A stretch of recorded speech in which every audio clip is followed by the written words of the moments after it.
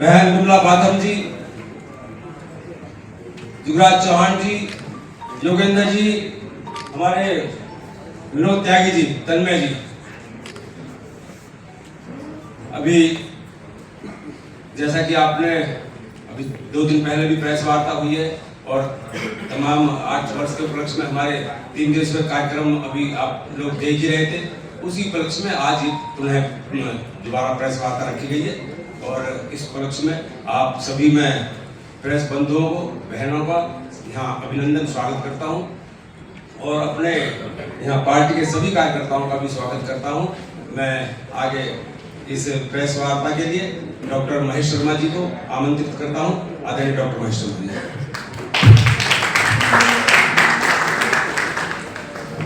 सम्मानित पत्रकार छायाकार बंधुओं, पार्टी के वरिष्ठ कार्यकर्तागण, मातृशक्ति, मंच पर उपस्थित हमारी पार्टी के नवनिर्वाचित अध्यक्ष, जो पार्टी की विचारधारा संस्कारों से ओतप्रोत बहुत वरिष्ठतम कार्यकर्ताओं में से एक हैं, ऐसे श्री महेश चौहान जी, हमारे वरिष्ठ नेता, हमारे मार्गदर्शक आदरणीय युवराज चौहान जी, बहन विमला बाथम जी, भाई योगेंद्र चौधरी जी और भाई विनोद त्यागी जी और सामने बैठे सभी मातृशक्ति, गिरजा जी, महिला मोर्चा के अध्यक्ष हमारी बैठी शारदा जी। साथियों, आप पूछ सकते हैं कि प्रेस कॉन्फ्रेंसेस के माध्यम से हम क्या आपके सामने रखना चाहते हैं। पार्टी की ये नीति रही है। यशस्वी प्रधानमंत्री नरेंद्र मोदी जी और मुख्यमंत्री योगी आदित्यनाथ जी की इस जोड़ी ने जो बदलाव पिछले 10 वर्षों से केंद्र सरकार में और पिछले 8 वर्षों से उत्तर प्रदेश में हुए हैं, वह आपके सामने है। भारत सरकार की नीति रही कि रिफॉर्म, परफॉर्म और ट्रांसफॉर्म। क्या क्या बदलाव हम लाए, क्या क्या कार्य हमने किए और इस सब को आपके माध्यम से, चौथा शब्द इन्फॉर्म भी उतना ही जरूरी है ताकि प्रदेश की जनता, देश की जनता ये जान सके कि हमारे देश का सबसे बड़ा प्रदेश किस दिशा में चल रहा है। उससे प्रेरणा मिले अन्य राज्यों को भी, हमारे नागरिकों का उत्साहवर्धन हो, उनका विश्वास राजनीतिक व्यवस्थाओं में, प्रशासनिक व्यवस्थाओं में और बढ़े। इसलिए आज की ये प्रेस कॉन्फ्रेंस हमारे चौथे स्तंभ इन्फॉर्म करने के लिए आप सबको आमंत्रित किया गया है। आप सबकी उपस्थिति को मैं नमन करता हूं और पत्रकार छायाकार बंधुओं का पुनः मेरी ओर से भी, अपनी पार्टी और अपने अध्यक्ष की ओर से आप सबका अभिनंदन भी करता हूं। साथियों, 2014 में देश में एक अंधेरा सा छाया हुआ। लोगों का विश्वास राजनीति में, राजनीतिज्ञों में और राजनीतिक व्यवस्थाओं से लगभग उठ चुका था। लग रहा था कि देश दिशाविहीन होकर आगे चल रहा है। युवाओं को अंधकार में उनका भविष्य नजर आता था। महिलाओं को, मातृशक्ति को सुरक्षा की भावना से वो ग्रसित थी कि आगे बढ़ने के लिए उनके कदम एक बार ठहर से जाते थे।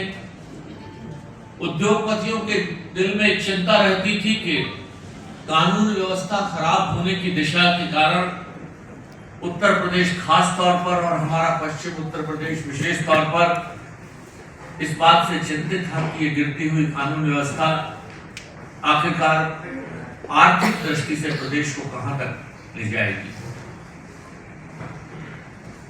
सामान्य निवासियों का, ये नोएडा गौतम बुद्ध नगर जिसका निर्माण खासतौर पर औद्योगिकरण के लिए हुआ था, लेकिन पिछले 17 अप्रैल 1976 में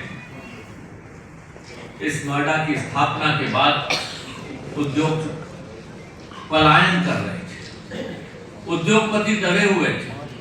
यहाँ रहने वाले लोग कानून व्यवस्था की चिंताओं के कारण अपने आशियाने अलग अलग क्षेत्रों में, अलग अलग प्रदेशों में भी बनाए हुए थे।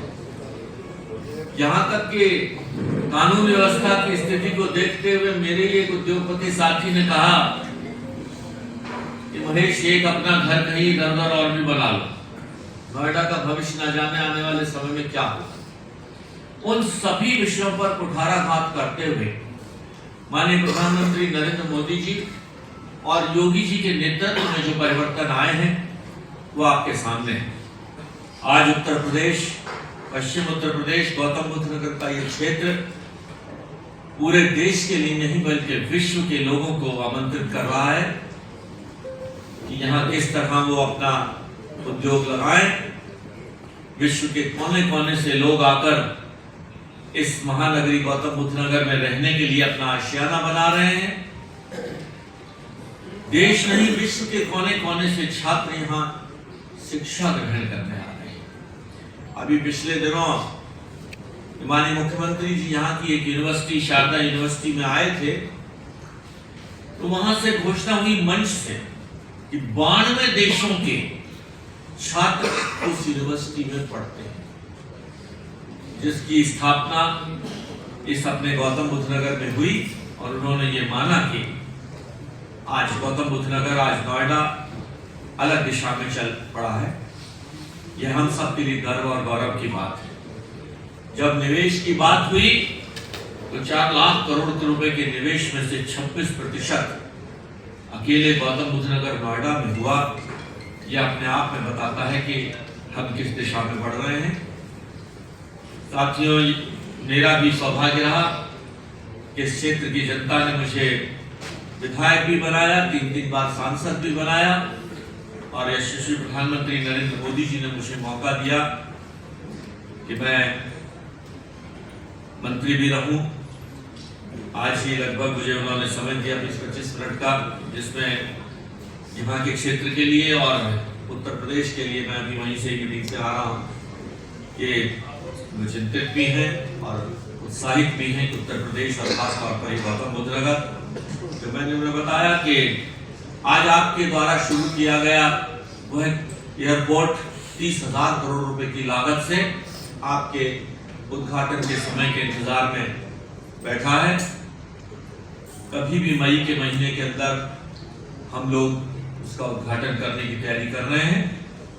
आपको मालूम होगा कि किस तरह की व्यवस्थाएं हैं, किस तरह की सुशासन व्यवस्थाएं हैं कि जिस अंतरराष्ट्रीय संस्था के द्वारा ये एयरपोर्ट बना रहा है, उसमें डिले होने पर 10 लाख रुपए प्रतिदिन का दंड लगाया जा रहा है, और जो वो संस्था पे कर रही है। पावर प्लांट के रूप में पिछले 20 वर्षों में, हमारी सरकार आने से 20 वर्षों में अंदर कोई भी नया पावर प्लांट इस प्रदेश में नहीं लगा था। एक दादरी में पावर प्लांट की सोच बनी थी, वह भी योजना खत्म हो गई। जब बिजली बनेगी नहीं तो बिजली मिलेगी कहां से। आज 11,000 करोड़ की लागत से हमारी इस गौतम बुद्ध नगर की खुर्जा क्षेत्र में पावर प्लांट बनकर तैयार है, और माननीय प्रधानमंत्री जी जिस दिन भी आएंगे उस दिन एयरपोर्ट का भी और उस पावर प्लांट का भी लोकार्पण, उद्घाटन होगा। 6,000 करोड़ की लागत से जिस फिल्म सिटी की तैयारियां की गई हैं, उसकी तैयारियों का शिलान्यास भी अपेक्षित है कि माननीय मुख्यमंत्री जी और माननीय प्रधानमंत्री जी करेंगे। मेरा सौभाग्य रहा कि जिन मंत्रालयों से मैं भी जुड़ा रहा, उन मंत्रालयों की तरफ से भी अपने इस क्षेत्र में, मैं सिविल एविएशन मिनिस्ट्री में रहा, हवाई अड्डा भी रहा, मैं पर्यटन और संस्कृति मंत्रालय की तरफ से भी रहा। तो 298 करोड़ की लागत से आज दीनदयाल उपाध्याय शोध संस्थान परी चौक पर बना हुआ है। कभी मौका मिले तो मैं अध्यक्ष जी से कहूँगा कि अगला कार्यक्रम वो उसी स्थान पर करें, ताकि पत्रकार, छायाकार बंधु और लोग भी देख सकें कि कितना 25 एकड़ में बना हुआ वो संस्थान है, जिसको समाजवादी पार्टी की सरकार मन बना चुकी थी किसी बिल्डर को बेचने के लिए। आज नोएडा में पहला पाक कला संस्थान और म्यूजियोलॉजी इंस्टीट्यूट जो 100 करोड़ रुपए की लागत से बने हैं, सेक्टर 62 नोएडा में बन चुके हैं।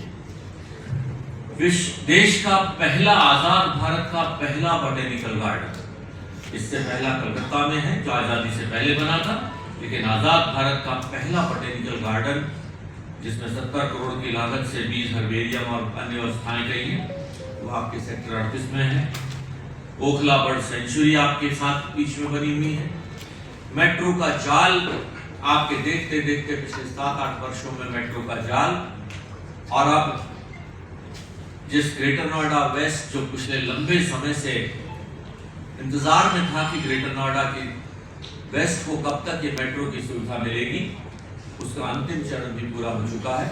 उत्तर प्रदेश सरकार अपने हिस्से का, उसमें 50% हिस्सा उत्तर प्रदेश सरकार का होता है, 50% हिस्सा भारत सरकार का होता है। प्रदेश सरकार अपने हिस्से का पैसा दे चुकी है। भारत सरकार का पैसे की भी पूरी प्रक्रिया लगभग पूरी हो चुकी है। अब यह योजना भी जल्द ही पूरी होगी। जिला रेगुलेटर से